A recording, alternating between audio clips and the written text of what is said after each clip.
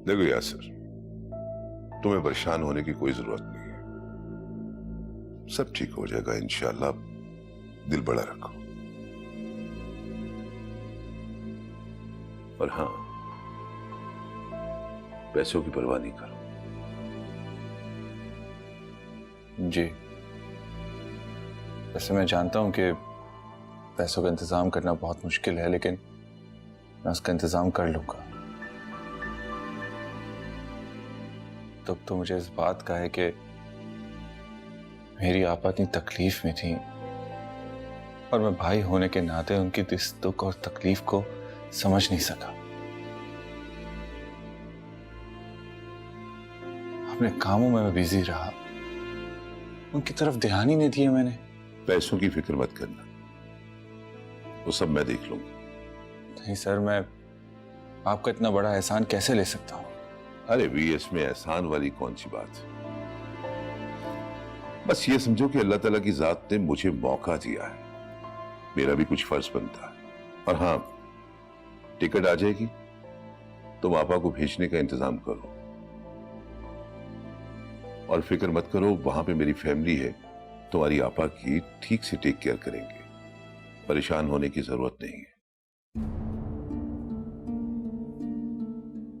और हाँ, ताखीर नहीं करनी, ताखीर मोहलिक भी साबित हो सकती है। सर, मेरे पास शुक्रिया अदा करने के लिए अल्फाज नहीं है। यार तुम इस बात को छोड़ो ना, बस आपा के जाने का इंतजाम करो, बाकी सब ठीक हो जाएगा इंशाअल्लाह, हौसला करो। सर, आप मेरे लिए एक बहुत अच्छे मोहसिन साबित हुए हैं।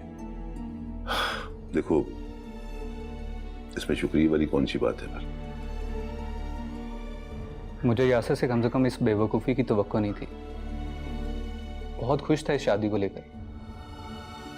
सरमत भाई, मैं आपसे रिक्वेस्ट करती हूँ, आप प्लीज यासिर को इस बारे में कुछ भी मत बताइएगा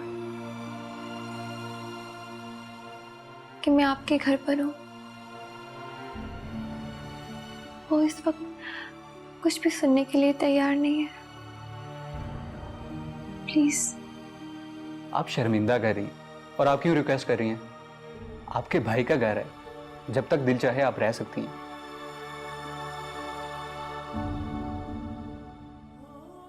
अलबत्ता एक बात मैं सोच रहा था कि मैं यासिर से जाके बात करूं और उससे पूछूं कि आखिर उसने ऐसा किया क्यों है।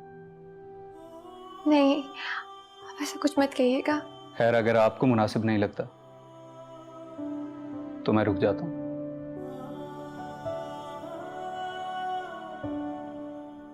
आप थकी होंगी, आराम करें। और सारा, प्लीज इनको कुछ खिलाएं। जी मैं लगाती हूँ।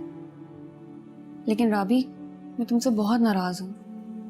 मैंने तुमसे पहले भी कहा था कि तुम्हारे साथ कोई भी प्रॉब्लम हो तो तुम मेरे पास आना। इसका मतलब तो यही हुआ ना कि तुमने मुझे अपना नहीं समझा। सारा, वो बस हालात ही कुछ ऐसे हो गए, मुझे समझने का मौका ही नहीं मिला। और मेरे लिए तो बहुत सरप्राइज की बात है कि आप दोनों एक दूसरे को जानती थी पहले से और स्कूल फेलोज भी थी। सिर्फ स्कूल ही नहीं, हम कॉलेज में भी साथ थी। लेकिन मैंने सोचा नहीं था कि मेरी राबी से इन हालात में इस तरह मुलाकात होगी। मैं भी नहीं जानती थी कि तुम्हारी शादी सरमत भाई से हुई है। वैसे मैंने भी तो तुम्हारी शादी मिस की ना। उस दौरान मैं अपनी अम्मी के साथ आउट ऑफ सिटी गई हुई थी, वरना मुझे पता चल जाता था कि यासिर भाई की शादी तुमसे हुई है। खैर चलो आओ, खाना लगाते हैं। किचन में चलो मेरे साथ, आ जाओ।